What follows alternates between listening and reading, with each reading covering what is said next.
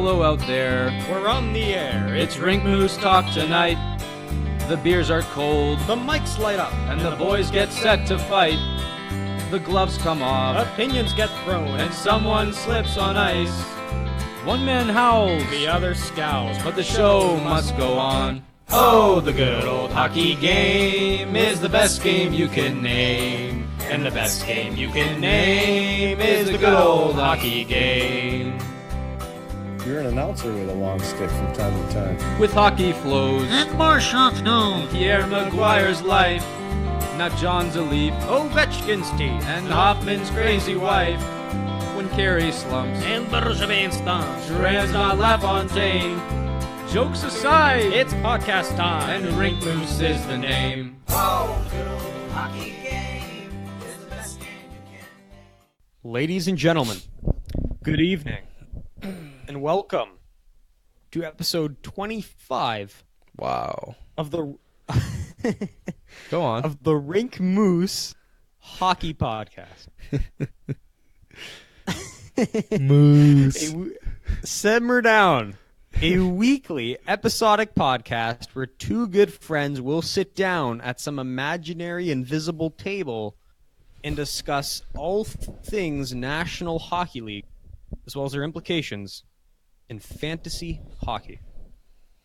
I'm Nick. I'm one of your hosts this evening, along with my good pal, Kyle Nice. Kyle, how are you doing on this fine evening?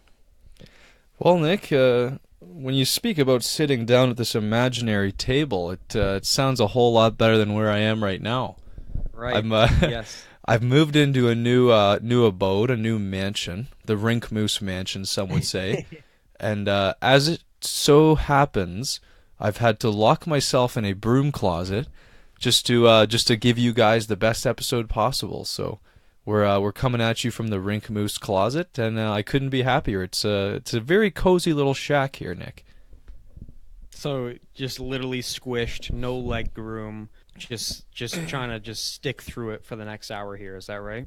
Nick, I'm sitting on my hockey pants and my shoulder pads, and I've got my sticks aye. right beside me, along with a few boxes. It's what a stench that must be. Oh no, it's not too bad. It's been airing out a while. I planned for this far in advance. All right. Okay. Yeah. Take your word for it. Yeah. How are you doing today, Nick? Oh, it's been a long night, just, it's typical long night. That's all I'm gonna say. Of course. I'm gonna leave it at that. A lot of studying, eh? Yeah, not much studying. Lots of extracurricular activities, Gotcha, Nick. Gotcha. Yeah. That's, yeah. Got to keep that on the down low, of course. Yes, of course. So speaking of extracurricular activities, Nick, Pierre Mcguire has found himself in the news for all the wrong reasons this week. Now we all know he got into a bit of trouble over at the All-Star game there, and I warned you, Nick. I said Pierre's in a bit of hot water here, and you didn't buy into it right away until we started seeing all the articles with the apologies and the accusations, and Pierre Mcguire's a sexist piece of shit. But yeah, I think the defense you sent me was pretty darn good, and I think Pierre pleaded his case really well. And I think people might have overblown this whole situation just a little bit. Well, I mean, that's what I thought from the get-go. I mean, when I saw you were sending me all these reports about how he'd be in, hot water over his comments and his conduct over not only the weekend, but on that Wednesday night rivalry night when he had Kendall Coyne next to him in between the benches, I had no idea it was going to blow up into such a social media, fiasco as it was. And so I just thought it was fake news. You were just trying to get on my back because you're among the two of us, the Pierre hater here, obviously. No. And I didn't know where I was just like, okay, this is just Kyle grinding my gears, fake news. And then I wake up like Thursday morning, and it was like, Pierre Mcguire, quote, "I apologize for what I said about Kendall Coyne." And I was like, oh my God, like what happened here? Like how could this have been blown out of proportion? And apparently lots of people, were upset about the way he acted with her and how he was, quote, mansplaining things to her about the game, saying, Pittsburgh's on this side and Tampa Bay's on this side, all right? Like just stating the obvious and saying stuff like, oh, I'm going to be your cage tonight, Kendall, like shit like that. And, but that he never addressed, Nick. Like, that's, to me, was the worst part, the cage thing. What's it was so just weird. Come on. It was weird. On. He's just being excited and he's playful. Come on, just leave him alone. No, Nick. Like, of all he defended all his stuff with the mansplaining thing. It's great. Just a fun little comment. It's so strange. What does that mean? You're gonna what are you gonna protect her from danger? Like, come on here. What does that mean? I don't know if he'd ever say that to Ray Ferraro if he was beside him. Don't worry, Ray, I'm gonna help you. No, he wouldn't say that. It's weird. Point being, for the most part, I think it was vastly overblown. It reminded me of just a bunch of people. This is the way the world works with Pierre Mcguire. The second people get a little sniff of just anything they can gang up and team up on him on, they just take it and they'll jump all over him for it. And the second they just get like a sniff of something, like bam, it's right there. And I'm telling you, if this was like the 80s or the 90s when social media wasn't the way it was today, this would have never been an issue. But the fact we live in today's generation where this guy's under the microscope every single second of his life, I just feel it's vastly unfair, and people just took advantage of something that, in my opinion, was not very over the top by any stretch, and was just totally blown out of proportion. Well, Nick, as they always say, if you wear the clown suit, you're a pretty easy target. I mean, Pierre's made himself a famous figure for saying off-color, goofy, stupid, weird things. So I guess it kind of goes both ways. It can work to make him famous, and it can work to make him infamous. And in this case, his weirdness just got him on the wrong side of the bill here. Oh, absolutely. Like, he obviously didn't mean anything he said. He's not sexist or anything, right? Like, no, I don't think so. His defense was very strong when he was like you understand where I'm coming from here. When he said, he was like, quote, I have a wife. I have a wife. I have a mother. I have an Olympic medalist daughter. And he's like, I have all the respect for a woman in the world, and I would be the last person to be sexist. Yeah. I'm just paraphrasing here, but that was along the lines of what he said. And, by the way, we never hear about his wife, eh? No, totally, never. totally under secret passage there. Like, that's, for a lot of people, that's the first time they figured out he had a wife. Oh, for a lot of people. For sure. That's weird. Very just because he talks about his personal life so much, it's like, where's this important piece? But hey, it was a well-founded defense because if you actually know anything about his personal life, apparently his daughter is like one of the best. Isn't she a rower? She's a rower. She's like one of the best rowers of her age in like all the United States. She won like the big tournament this past year, and she's one of the best apparently. Huh. And so like his defense was like, hey, like if I encourage my daughter to be like, one of the best rowers in the world, why would I be against like women and them progressing in hockey? Yeah. So it was very well founded defense, and it's unfortunate he had to go that far to defend himself when, as I said earlier, it was just such a unfounded, accusations just being thrown at him. Yeah, fair enough. But the good news is, Nick, I think things are mostly blown over. I think people have forgotten about it, but this might hurt his general manager chances down the road. But anyways, yeah, for sure. Like this is yet another chapter added to his legacy. In that big fat book of Pierre Mcguire, just moments added up. This is yet another thing tacked on there. And again, not necessarily his fault, like not that big of a blunder on his part, but again, people ganged up on him, and because of that, it's become one of those things. There's going to have to be some key YouTube videos that will need to be adjusted and added to. Absolutely. And it's so sad, you know, because of all this banter, he basically can't have any social media presence at all. Like, apparently he doesn't have any like social media affiliation at all. No Twitter, no Facebook, no nothing, no Instagram. He just totally zones out from social media because of all these people and all these shenanigans teaming up on him.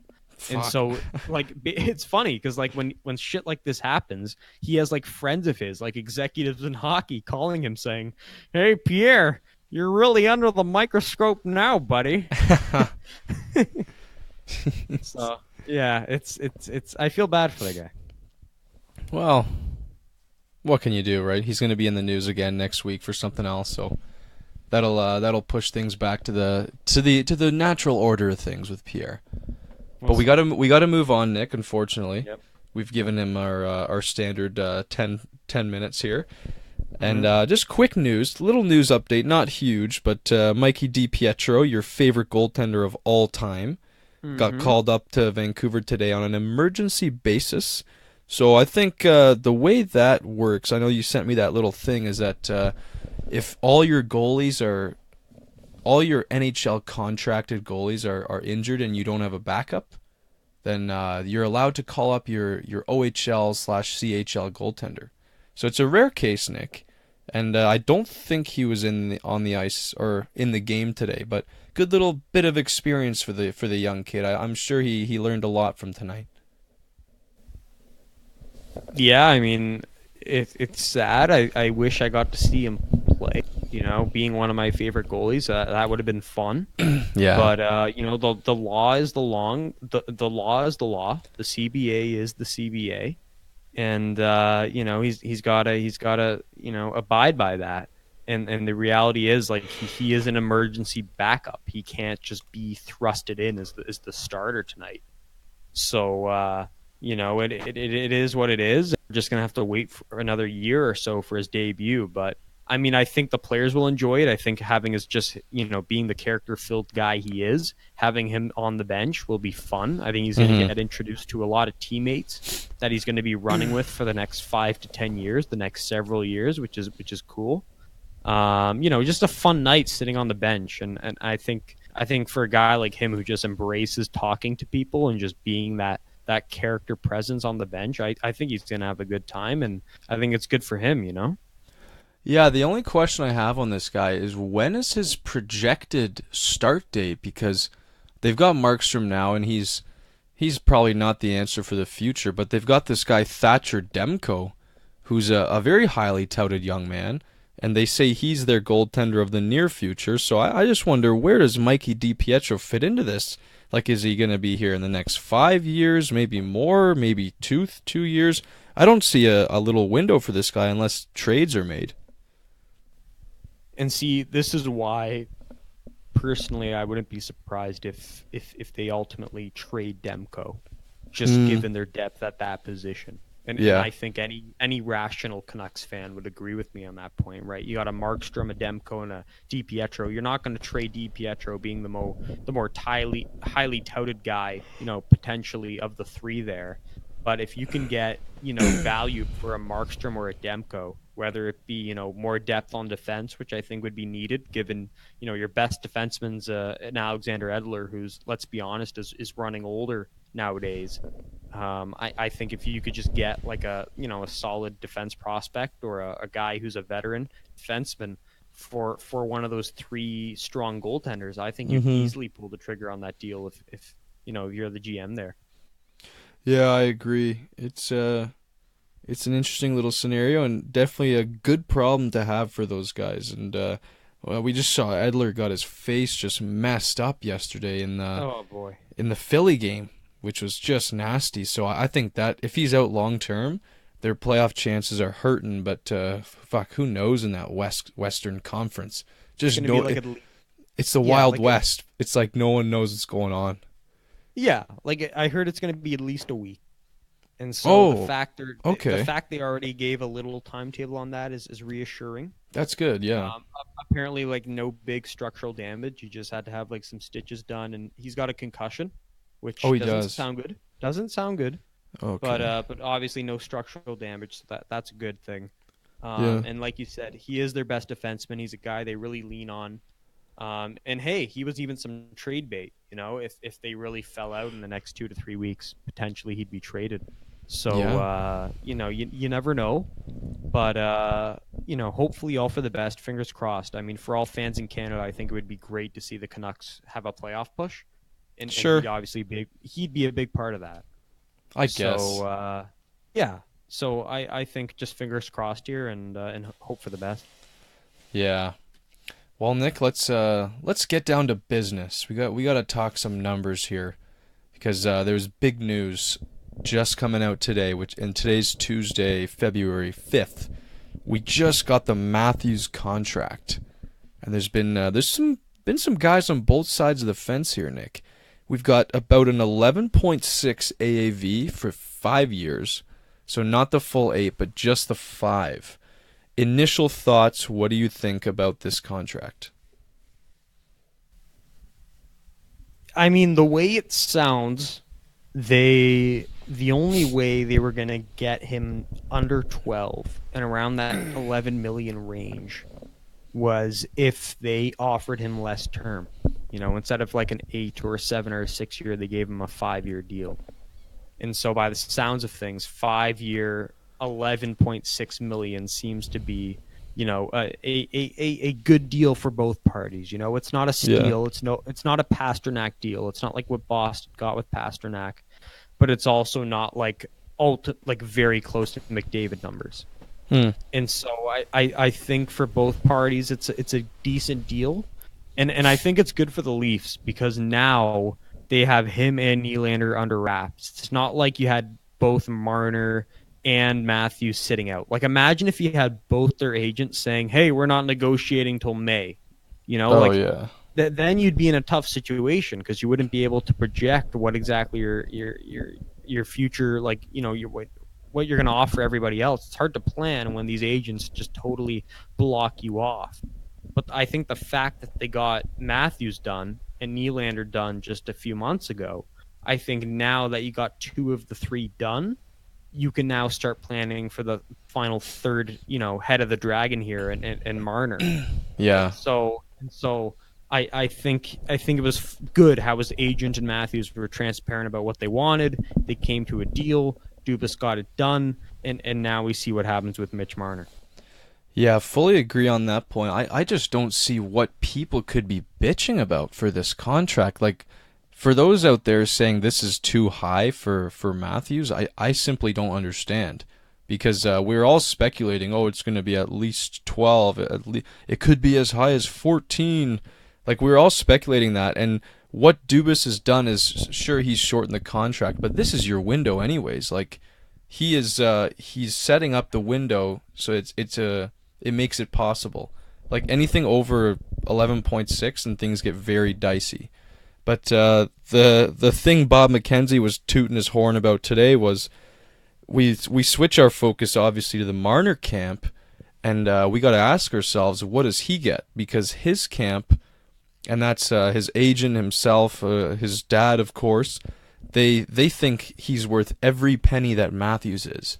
So if Marner all of a sudden wants Matthews money but more term, then we could see this going north of 11.6. But it sounds to me like Marner's camp is saying 11.6 is like we won't go below this. So this is an interesting situation here. Right, and like I'm no accountant. Like I have no idea what the salary situation looks like next year. Like I wish I was that smart, but I'm just not. But what I do know is that Patty Marleau, he's got an expiring contract, you know, and that's eating up a lot of money. He's getting paid a lot. So I don't see why you can't just unload him, get that money off. You know, Gardner, he's going to be not paid anymore next year, supposedly. You know, supposedly they won't hang on to him. So those are 2 big contracts there that you could kind of throw out the window. And so if you don't consider those two, then I think they won't really have a problem in getting this done. Like, could you really argue against that? Yeah, I don't think they'd have a problem getting it done. I didn't know Marlowe was actually expiring, so that He only has like a 3-year deal. So like if you count Okay. last year, this year, and next year, next year's the last year. okay, If they so they can got just, him if they one could more. find if they could find it, yeah. But I'm not saying they got to settle for that. Like let's say they Yeah. find a trade suitor to just eat up his contract, then he's done. Right? It's just 1 year. Yeah.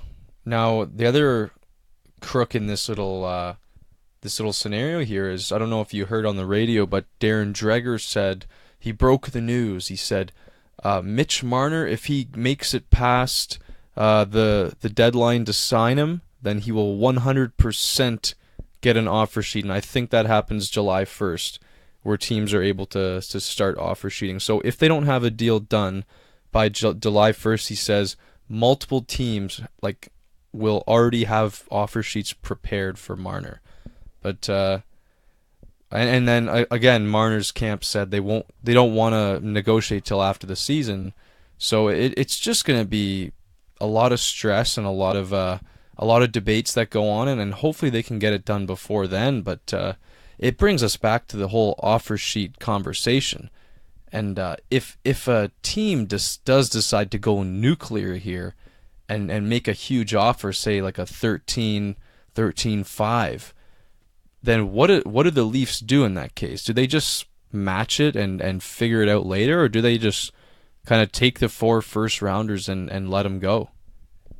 And that's what I'm hearing. I don't know if you heard the Craig Button part of it, but your boy Craig basically said, "Hey, listen, if there's offer sheets thrown his way, it's going to be matched." Like the norm of offer sheets is, even if they're offered, usually the team that owns that player's rights is going to match it at the very least. And so with a player like a generational talent like Mitch Marner, it's going to be matched. Like Greg Button, he gave this example of this player. He had they tried to offer sheet this player from Phoenix. Craig was working for Dallas, and it was this no-name player in Phoenix, and they offer sheeted him, and Phoenix just matched it. And ultimately what he says is it's just one big bluff. Like it's a bluff for teams to say, hey, listen, we're going to offer sheet this guy. But a lot of the time, like it ends up being a non-issue, because either they don't offer sheet him or they do, and the other team just matches it. It's just it's all this talk that the media loves to just toss around, and it's fun conversation to have because, like you said, it's kind of nuclear, like, teams matching other teams and throwing big money into the pot. It's kind of fun. But ultimately, with a guy like Mitch, even if a team did do that, like a Carolina or whatever, I just couldn't see the Leafs not matching it. I think they probably would match it as within reason. But doesn't it just seem like a dick move, and it just like it screws the Leafs in so many ways? Like they're potentially paying up to $2 million more for this player. And then it's just like, where's your credibility left as a general manager? You think we're going to help you down the road? It's just, it's a dicey game, and that's why I was so put off and surprised by what Dreger said. And like what everyone says, like this RFA class, it's crazy all across the league. Like you got Rantanen, you got Braden Point. There's so many other guys out there. Why is it the Leafs always being targeted?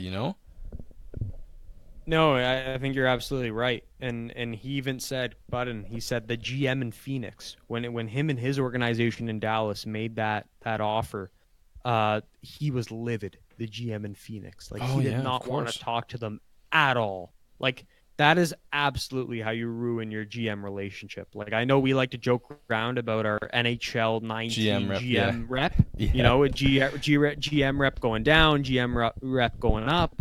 And this would absolutely bring your GM rep down if you did one of these slick moves.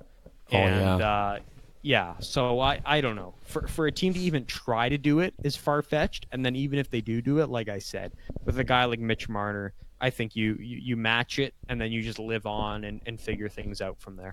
Yeah. And actually, Nick, speaking about poor GM rep, I'm talking to the guy with the lowest in the league right now. Simmer down. I mean, you saw me in a tough, vulnerable spot, and you took every step you could to just screw me while I was down, didn't you? You knew I wanted Carter Hart in the league. You knew it, and you took your chance. I had no idea. I had no idea. That's a filthy lie. It's not. It's filthy, Nick. What do you mean? You saw that I had no moves left, and you saw that I picked him up in the other league, and then you jumped on your shot. I just needed a goalie, Kyle. I mean, when you're running with Mikko Koskinen and Binnington, young Binnington is your two goalies. I mean, that's not gonna win you a championship. Young Benny. You gotta look out for yourself sometimes in the Wild West. I guess so. But does it bother you that you've got two rookie goalies just holding the fort on your roster? Absolutely not at all, because they're arguably the hottest goalies in the league right now. And as you know, in the playoffs, it's all about who's hot and not necessarily who's got the best track record. I guess. And hey, I'm happy to have those two guys leading my team. All right. Well, speaking of Hart, let's get into the Flyers, Nick. Now, with our little Pierre Mcguire segment the other week when we talked about like who's mathematically out of it according to his formula, the Flyers were out of it, Nick. Like we looked at after the All-Star game, they were like 12 points back, and man, oh man, they're just on a tear. Like 8 straight wins now. Carter Hart's got 7 straight wins, which hasn't been done by a man his age since Price. If he wins one more, he ties the NHL record for most wins by a under 21 goalie. He's got a 925 and a 248 GAA. This guy's insane. And I gotta pull out my apology right away because I was one of those saying that, you know, this was a bad idea to rush the guy. And man, has he ever proved us wrong? He's taken this city and he's just given them hope for this season. And it's been just amazing to watch. No, absolutely. I mean, you see that save he had on Goldobin last night. Oh, where fuck. he saved the initial shot and then the rebound, and he somehow, I don't know how the heck he got a piece to that puck, but he made the move over and got a save on just a great chance on Goldobin. That was really something. And honestly, it's 8 in a row now. They got LA coming into Saturday. Kyle, I think they can make this 10 in a row. Oh my God. With those two crap teams coming into town. And then yeah, go on. No, go on. Well, I just think, 2 in a row, then you're at 10. You stack up the points. At that point, you're close to Columbus, who's got that last playoff spot. So this would be really something. This would be like Hamburg tier if they could get their way into a playoff spot, which I think would be great. Yeah. And like I said, usually in these runs, it's not just like you have a run. You need some kind of emotional factor to kind of grasp onto. And in that year, it was Hamburg, or Craig Anderson and his wife who was dealing with cancer. And this rookie story of Carter Hart, I think, is yet another one of those stories where you could really get together as a team and just gather around and really get a streak going, Absolutely. It's so reminiscent of that magical Ottawa year when, those guys were just out of it. And who is this guy they just pulled up? Now, in this case, we know about Carter Hart because he's got this hype around him, but it's all the same. It's a guy that's never had, success in the league, and that's how it's the same. Just because he's a rookie too, but we also got to give credit to some of these players too because they've been getting it done by committee as well. Nick, we've seen Voracek just go totally hot. We've seen Nolan Patrick be key in important moments. We saw that overtime goal the other day, right after he made a blunder on the empty net. Great. But this team's just pulling it together, and the story that's most intriguing to me, and I'm going to ask you about this in just a sec, is we were talking about the Philadelphia Flyers as bona fide sellers at this upcoming deadline. Now, this winning streak, how does this change their whole mentality going into the deadline? Because you can't just say you're going to be sellers for a team that's now pushing for a spot, can you? Yeah, I think you're right, and I think this new management that's in place is going to be a lot more aggressive to make a playoff spot than the old group that was there. Because from what I understand, the entire reason why the Hextall guy got run out of town was because he wanted to take his time with these prospects. He didn't want to throw Carter Hart into the gauntlet right away, and he was going to sacrifice potential playoff potential this year just to hold the rookies back. But this new management group, the one that threw him out of town, they're like, no, this is a results oriented business. We have fans who want to make the playoffs. They expect the playoffs every year, and we're not going to take our time here. And so I think with this new management group, I could see them being a little more aggressive here. Not necessarily calling Carter Hart down anytime soon, which I've heard some reports of, and not maybe trading a Wayne Simmons, and really kind of trying to get into the playoffs if they can keep this pace up for the next couple weeks. So I'd agree with you. I think it really changes the complexion of their trade deadline. And I think these next 2 to 3 weeks are huge. If they slide a little after these Californian teams they play, then I think you indefinitely see a Wayne Simmons moving. I think you for sure see that happening. But if they keep this up in Columbus, that team that just keeps falling as they have in these last few weeks, don't hang on to their talent and try to make a run here. Yeah, and I saw a report on TSN today, Nick, that they said Simmons is probably like 80%, 90% moving regardless of how they do. But I think I'm more on your side. I think if they keep plugging along like this, I think you keep Simmons, even if you think you are gonna lose him, and just keep him as like an own rental. Like you just he's an important player for a playoff run. You know you're probably gonna lose him because you can't sign him. But I think if they have the hope and they have this positive energy, I'm with you. I think they keep going. But you mentioned Columbus there. Now we got to talk about these guys. Wait a second. What? I'll disagree with you there. With what? I just agreed with you. Sorry. I'm not that serious about them keeping Wayne Simmons. I'm like, okay, I see some merit in it, but let's be honest. When you think Philadelphia, you don't think of a playoff run, do you?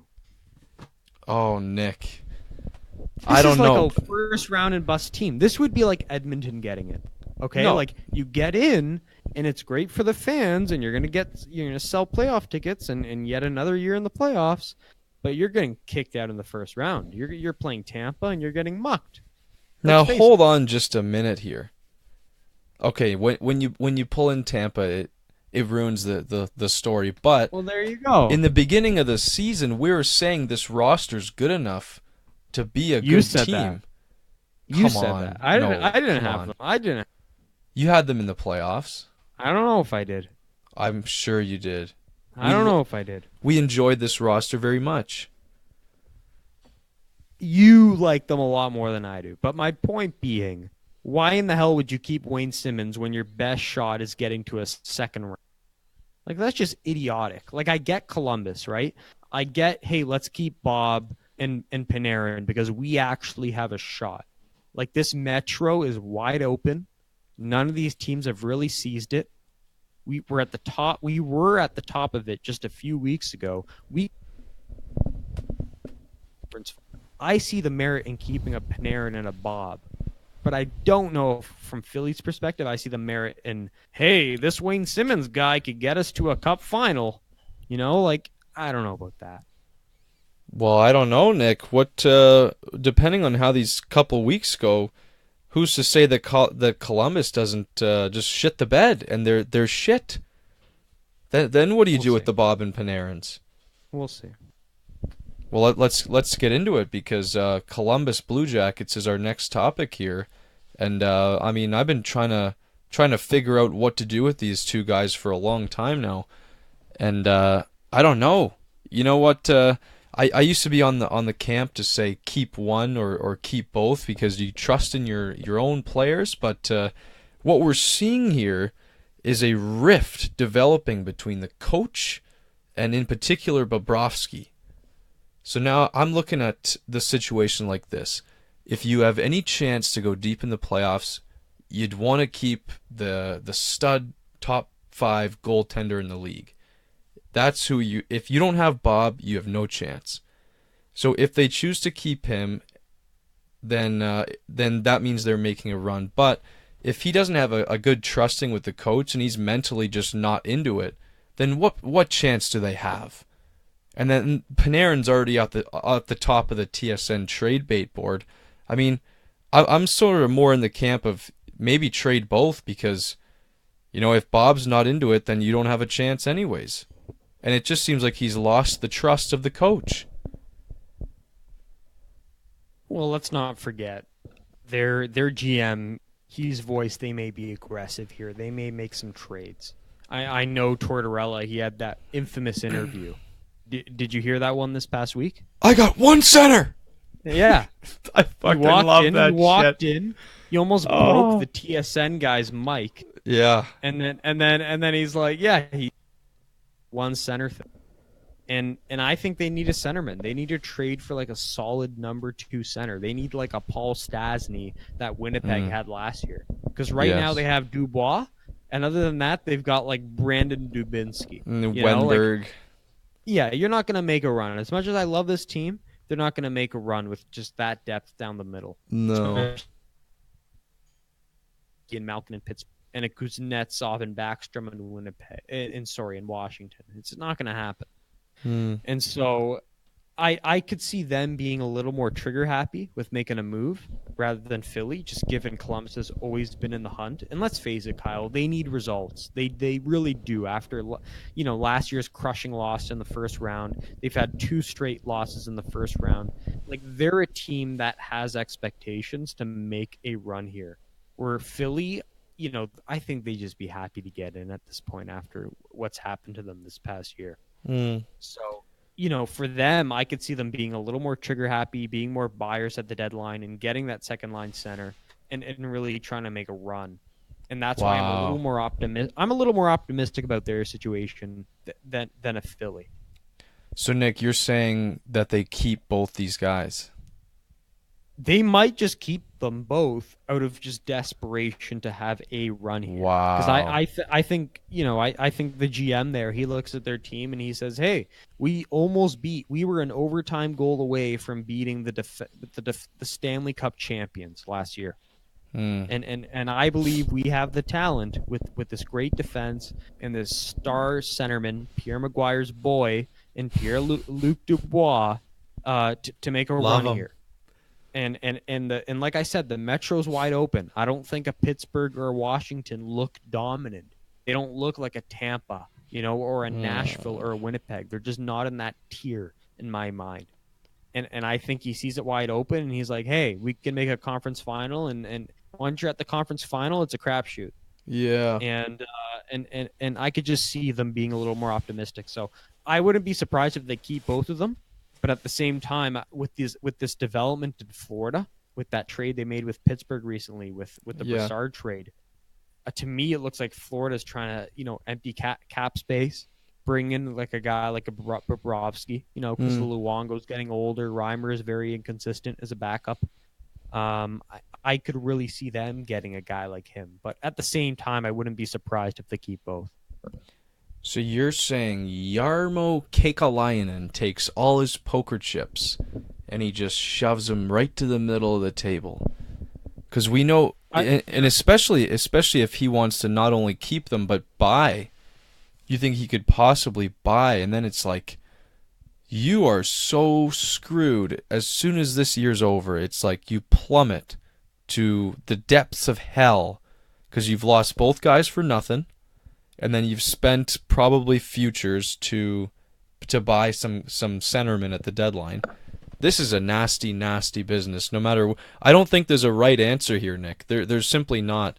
I think maybe the middle answer is you trade Panarin, and maybe you use that trade to get a really good number 2 center and maybe some futures as well. I think that's probably the only way to go because it's just so extreme on both. If you go 2 or 2 each way, it's so extreme. You either sacrifice everything or you just forfeit the year. It's such a hard decision. I mean, hey, like I said, I think it's very unlikely Panarin gets dealt. I think Nick, that's come on. That's a guy. That's a Come guy on. you need for a playoff run. You're not getting anywhere without him. We're different. I don't believe you need amazing goaltending to win a cup. I think you could get rid of Bobrovsky and still make a conference final if you're Columbus. I really do. But I think Panarin is a key part in any kind of run. He's your top offensive producer. He runs the show there for you guys. I agree, but like, you would need to stay if you're going to make any kind of noise in that Metro division. And the goalie would go. So if anything, I'm saying one of these two things happen. Either they keep both, they make a lot of adds, or at the very least they add to their center position and they go for their run, or they just deal Bobrovsky. I'm saying those are the only two situations that happen. If Panarin gets dealt, I will be shocked. he is at the top of the trade bait board. He's number one. But and I will say this. It will be very dependent on what happens here in the next couple of weeks. Because if they lose, in these next coming weeks, because they've lost like 5 in a row at this point. If they keep losing, then fine, deal him. Because then you're just, okay, you're not set to make a playoff push, and you may as well. But if you are in a position to get into the playoffs, then I think it's in your best interest to keep him, given your fan base is just really grasping for some kind of playoff success at this point. Man, I can't wait to see how this all shakes out. I think, yeah, it really is, and no one really has a clear answer. I think it's going to be probably 1-1, but again, I worry because Torts pushes his guys, and Bobrovsky's like, I don't even want to be here anyways. So why am I going to listen to this clown? I don't know the character of this guy, this Bobrovsky character. He is Russian, which doesn't play into his favor. But man, I don't know. If it's me, I consider moving both, but I would probably safely move Panarin and keep Bob for the run.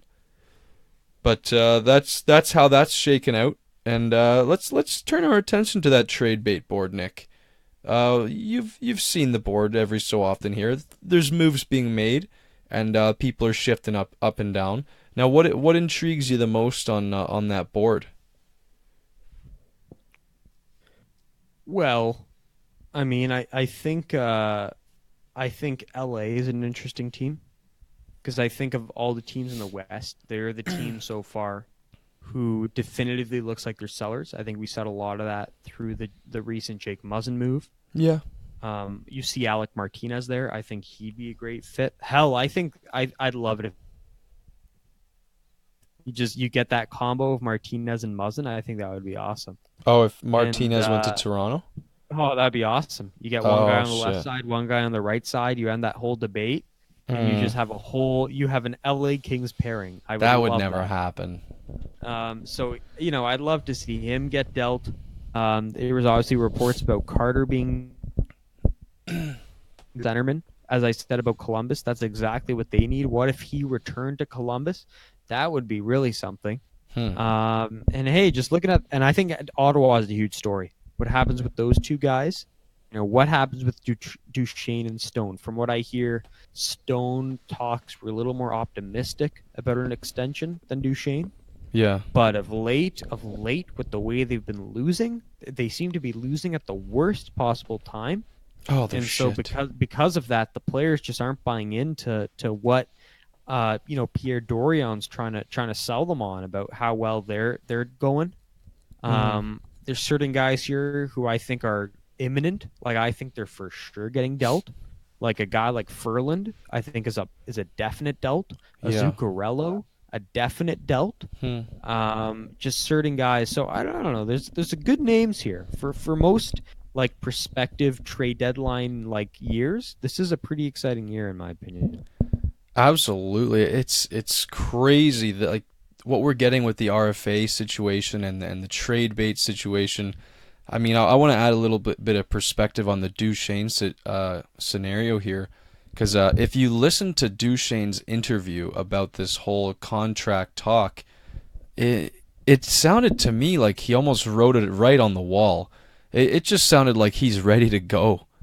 Like he is just pretty much accepting his fate, as he basically said, yeah, if contracts don't get done, they're going to deal me. And I fully expect that, and that's fine. So if Duchesne goes, and I'm of the believer that he's probably going to go, just because, it's Duchesne. I don't really think he has a great character enough to stick around for this rebuild. Kyle, Come on, what? This is a guy who's saying whiskey glasses on country night. Nick, at their arena. Come on. I think Duchesne is one of the worst character guys in the league now. But God, he killed it at the concert. Come on. I don't know. I think he's just doing that for the ladies, man. I think he's a horrible guy. He's not. He's a married man. Well, fuck. Who cares? Who cares? He's a brat. He's worse than Drouin. I'm telling you, Drouin is like a little baby compared to this guy. He's such a little brat. And I've heard stories about him in the off season, about him just being a prick, just in the summer in his summer hockey league. So I think Duchesne's out of there. And then when Duchesne says he's not coming along, Mark Stone is certainly not going to sign there. I don't care how loyal you are. If this team doesn't have Duchesne and Stone staying together, you're in for a long fucking rebuild here. Like, who knows how long this could be. Those two guys are so important. But Thomas Chabot. Yeah, Thomas Chabot, but who's on forward? Or Ryan Zingle. We got the Zingle. You're crazy. If they don't have, I'm trying to play Pierre Dorion here, and I'm like, hey, look, we got the Zingle kid. We got Chabot. Yeah, we got Pierre's boy, Colin White. And thank God Chabot and White have panned out. It's going to be Brady Tkachuk. You know what? Let me say this. Ottawa is in the worst organizational situation in the league by far, and people shit on Edmonton all the time. Ottawa is in the worst spot by far. Don't say that. Watch Duchesne and Stone walk or get traded here. You don't have your first rounder, so that delays your rebuild by a couple of years. They're in an awful scenario. If you get rid of those two forwards, who is your veteran presence up there that has any skill whatsoever? Bobby Ryan. Bobby Ryan. What a horrible example. That's just embarrassing. Like, this is gonna be, if these two guys go, and I think it's very possible, they're both top 10 on the board. This is a disaster. Now you're gonna have to get a solid return, but like if you're gonna have to do this at the deadline. This is a disaster if these guys leave. Batherson and Fermenton, and the guys we got from San Jose, and then Logan Brown. That's great, Nick, but I mean, look at the Leafs a couple of years ago when they tanked. They were able to get Matthews that year. So they had first overall pick. You can't get that in Ottawa. You had guys like Marner and Nylander waiting in the wings. I don't see Batherson and these other guys on the level of a Matthews and a Marner and a Nylander. Like, Tkachuk is going to be a fine player, but like, you need some insulation here with solid like forwards. So I don't know, like, you're going to have to get a hell of a return, but just know that these roster players that will come back will not be the same quality. Absolutely not the same quality. And look at your goaltender. He's got a foot in the grave, for Christ's sakes. He's 45 years old or something. Craig Anderson's done, and who do you have next? Who's after Craig? Like, it's terrible. You don't have a goalie. You might have to get Thatcher Demko. This team, I don't have any answers for. It's sad. It's horribly sad. Now let me ask you this. Winnipeg is hunting for a center, a top center, or not top center, but a solid number 2. Do you see a fit with Duchesne? Do you see Winnipeg trading their first and a Roslovic for a Duchesne? I think that would be fun. I think the word's out there. The first round picks in play. They need a second round. He by the sounds of it wants to go to a competitor. not a rebuilding team like he is in right now. I could definitely see Winnipeg being a fit. I'd never thought of that, but that's a pretty good recommendation on your part. Yeah. I think if the Scheffel Day Off character could swing that, I'd be all for it. Yeah, and then the only thing about me is, say you like Winnipeg, and you think Matt Duchene's a great guy, but I just don't want his toxic personality infecting that glorious dressing room with his negative energy. That's fair. Yeah. Why don't I give you 4 guys, 4 potential Winnipeg centermen, and I want you to tell me who's the best fit. Duchene, Jeff Carter, Braden Shen, Derek Brassard. Oh, I mean, my bias is going to tap in here, I'll admit, but if I'm a team who's looking to make a playoff run and I have the potential of getting a Jeff Carter, I am just salivating over that opportunity. What does Jeff Carter offer a team looking to make a run? Tell me, what are his strengths that he would bring to a team like a Winnipeg? He is a guy who could play at all parts of the game, even strength, power play, penalty kill. He can score goals for you. He's got a wicked shot. He could play make for you. He's got character upon belief. He's won cups. He's won international titles. He's won at every level of world hockey, and he's a proven commodity at just producing. I think hockey. Jeff, of those 4, I would happily take a Jeff Carter. I mean, not at a lot of term. Like I wouldn't like sign him for a long term just because like he's obviously getting older in age. He's not like a Duchene who's got more age on him and has more years to offer. But in terms of just this year and a push, I would love Jeff Carter on my team. But Nick, for some reason, I just can't see Carter as a fit in Winnipeg. Like, doesn't he seem like a guy who wouldn't play well with Laine? Like, doesn't Laine need that creative, dynamic playmaker kind of centerman? Isn't he that kind of guy? Was Paul Stastny a dynamic playmaking centerman? I don't know, but I think Laine's mostly driven by what's the kid Ehlers, I think he's been hurting by not having Ehlers around, but I don't know. Paul Stastny. Ehlers was playing with Scheifele and Wheeler. Well, where's Kyle Connor playing? Connor was playing with Laine, so I think he misses Connor.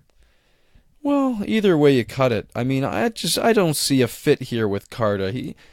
What's his skating like these days? He's a very good skater. Don't give me that very shit. Good skater. I've watched a ton of games. Listen to you. The commentators have been gushing about how good of a skater he's been. So why is he not being talked about more as a trade chip here? He is. He's in the top 20 on the trade bait board. What else could you want? But no one talks about this. No one talks about him because apparently his family situation is very comfortable in L.A. He doesn't necessarily... Oh, fuck. It's a great city. Why would you want to leave L.A. and live in Winnipeg? I would totally do that. You got a few kids. Simmer down, you know? Nick, how would you feel you're living in L.A. and everything's going okay, but then your kids grow up American? How do you feel about that? He's got 3 years left at $5 million. He's got 3 years left. I'm sure he'd like to stay in L.A. There were reports he was going to retire if he was moved out of L.A. Like, that's how serious he is about staying in that city. But does he have a no trade? I don't know what the technicalities are around there. But my point being is you literally just said you were on the verge of retiring if you weren't staying in LA. Oh, and my if your God. if your GM comes to you and says, I'm shipping you to Winnipeg, that's like the opposite of California. Come on. Nick, you just told me that this guy had character out the wazoo.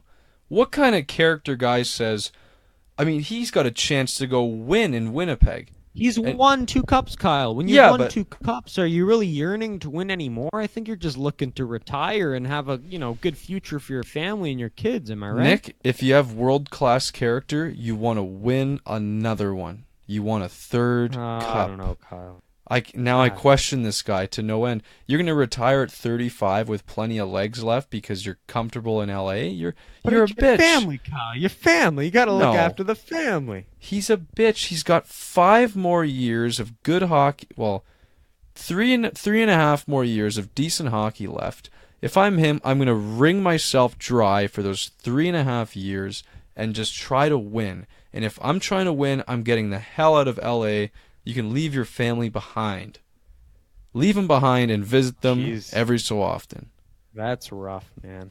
That's what Eric Stahl does. He's in Minnesota. His family's still back at what's his face? Thunder Bay. They don't live with him. All I'm gonna say, Kyle, is as the great Vin Diesel would say, it's all about the family. Fuck. And I see where he's coming from. 2 cups? Why would you be in a rush to leave? I mean, you got it set there. You're comfortable. You're making a lot of money. I mean, hey, come on. Like, why rush the issue here? I don't know. I think if he had any juice left, like real passion to win, I think he'd be okay moving along. He'd be all right. But alas, he's fine to stay in LA. You know who's not fine to stay in LA, Nick? Jake Muzzin. Jake Muzzin was traded to the Leafs not too long ago. How's he been doing, Nick? Give me. You're a huge Jake Muzzin aficionado. You're the LA guy. Have we been seeing Jake's full potential as of yet? Has Jake been performing as you expected? What do you think of his fit? What do you think of him with Riley? What are your thoughts so far? I know he had a good night last night. Well, I'll tell you what, Kyle. It's been a very short sample size, and I'll be honest. A lot of Leaf fans, when this deal was made, and like pundits like Steve Dangle included, they kind of asked themselves, "Who is this Jake Muzzin character?" Mm-hmm. This isn't really a marquee name. This isn't Drew Doughty. This is Jake Muzzin. Who's Muzzin? Come on. They weren't saying that. I'm telling you, man, he's not a marquee name around the league. He just really isn't. I guess. And I think the reality of the situation is that he has met, if not exceeded, expectations to this point. This is a guy who thrives on his hockey smarts, just being at the right place at the right time, making the right defensive play at the right time. Not necessarily flashy, but just being a very smart, savvy player. A guy who was drafted in around the 5th round, was kind of casted off by teams in his younger career, and who really had to make a difference in his hockey sense and hockey smarts. And that's what was gonna put him beyond other defensemen growing up and developing in this league. And I think if you've seen anything in these last 2 to 3 games with the Leafs, it's that his hockey sense is second to none on this roster. He has made such great plays. This has been a void that has been missing on this Leafs team for far too long. And he's made so many plays, so many great hits. Everything from like a great, exit out of the defensive zone to just a great, hit on a guy who's coming in, like that hit against Corey Perry the other night against Anaheim. This guy is doing it on all levels for the Leafs. And in my opinion, as an LA Kings fan, a guy who knows this team from, top to bottom like an expert, he's been everything as advertised, in my opinion. That's awesome. And I mean, we saw the shot too. I didn't know he had a shot like that. Like that was a bomb, clean bomb. One timed it just perfectly. And then, of course, he was throwing his weight around, too, last night, which is great to see. A stat that jumps out to me is probably my favorite, is he's like second in the league on defensive zone battles won, which is huge, clearing guys out front of the net and winning board battles. It's wonderful to see, and I think I always advocated it was a great move for the Leafs. But do you think they are done making moves, or is Dubas looking to get some forward help now? Yeah, absolutely not. I mean, like I said with Alec Martinez, I wouldn't even be surprised if they got another defenseman. No. Right shot D. Yeah, I think you get another guy who you can slot in as a 5'6" guy ideally you want 7 defensemen in the playoff run. Because that way, if you're the coach, Babcock, you can play around with matchups, get who you really want right there. Right now, they only have something like five left shot defensemen and only 1 right shot defenseman, which is kind of awkward.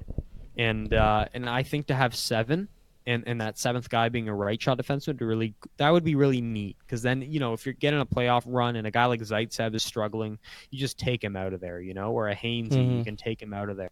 And I think that would be a nice luxury Babcock would like to have. So I'm not saying a name brand guy like Muzzin, but someone a little more under the radar who could fill a void there on the right side. So I could see that being a deal, and I could almost certainly seeing another forward being a deal. Because, let's be honest, that Gauthier, Lindholm line, whoever is the other winger on that line, they haven't really been scoring. They do their part, they eat up minutes, but they're not necessarily scoring goals and being a threat for you.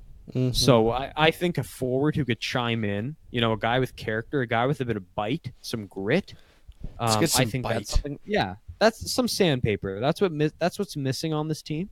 Yeah. And I think if you add a guy like that, I think that would do a lot for them for a long playoff push. So you think now when we talk about this forward, are we talking like relatively big name or more of like a fringe third, fourth liner kind of guy? Yeah, like I said, I don't think you're looking for a Wayne Simmons. Like I don't think you have to go that far. If you really want to appetize the fans, hell, do it. Like that would be awesome. I want Wayne. My point is just get a guy with a lot of character, a lot of playoff experience, a guy who could lay some hits like a Muzzin. Pick on players when they're attacking the Marners and the Matthews. Just a kind of defensive mechanism you can throw out there, and like we've said with Ray Ferraro in the past, not a guy who just is in there a tough guy but can't skate, not some goon, but some guy who could do his part. You look at a Washington last year. They were the biggest team in the NHL last year when they entered the playoffs, with guys like Tommy Wilson, TJ Oshie. Not only guys who could hit, but also could do their part and contribute offensively, play on a top line. And so I think they need a guy like that who could fill the void on a third or fourth line. And again, like not a guy who's necessarily there every game, but can really like just slot in a matchup situation, right? Like maybe in a Tampa series, he'd be vulnerable. But if you play Boston, hell, throw him out there. If you play a Columbus, throw him out there. Washington, throw him out there. Like those heavier matchups, you definitely want a guy like that to help your team. Yeah, it's almost like what Pittsburgh got in Bugstad in a way, because he's that big body guy who can play, and he kind of reminds me a lot of like a Hornquist kind of player, just a wrecking ball kind of guy who's not afraid to get kind of nasty with that bite. So yeah, I'm sure it's still out there. People are talking about Furland, but I don't know. I'm not fully convinced on that kind of deal just yet, because I'm sure he'd be expensive for what we'd be getting. But that's it for the show, Nick. Unless you have anything else to add in conclusion. Well, all I'm gonna say is I think it's fitting to end the show with what we started top, and that's with a public service announcement to our mutual friend Pierre. You need to get your act together, my friend. Oh my God. It's not my problem that people misconstrued what you said and now you're being attacked through social media about it, okay? Like that's a problem, okay? And I'll admit it's probably blown out of proportion like we said from the top of the show. But at this point, given the reputation you have and the fact that you're, supposedly trying to fight for a spot, a GM position or a coaching position, you're trying to upgrade your career here. You cannot give these fans of yours just the smallest little sniff of evidence they can team up on you for, okay? It's getting out of hand here. And what you said about Kendall Coyne was out of line. I'm sorry. I'll admit it wasn't huge, and it's a shame people misconstrued it. But still, the fact that you did that just gave them a little sniff of evidence to gang up on you for. It was a little much, and it's only going to hurt you in the long run. So you got to smarten up here, like he said in his defense on his hits with TSN. He's got to be better, Kyle. Like you said, it's up to him, it's on him, and he's got to be better. and I expect him to be better here to finish off the season if he has any chance of being the GM for Seattle or Edmonton. Pierre Mcguire, if you're listening, listen hard, because Nick's got all the advice you're ever going to need to become GM in this NHL hockey league. I'm just looking out for my friend, and that's why I'm sending out this public service announcement. So I hope you're listening. That's awfully nice of you, Nick. We should all take some lessons here and just pay it forward, everybody.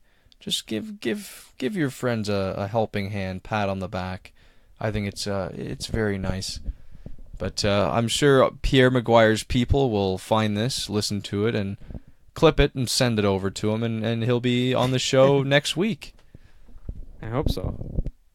But until that time, ladies and gentlemen, it's been an absolute pleasure from the Rink Moose closet here in North York, Ontario. This is episode 25, and we are Rink Moose signing off.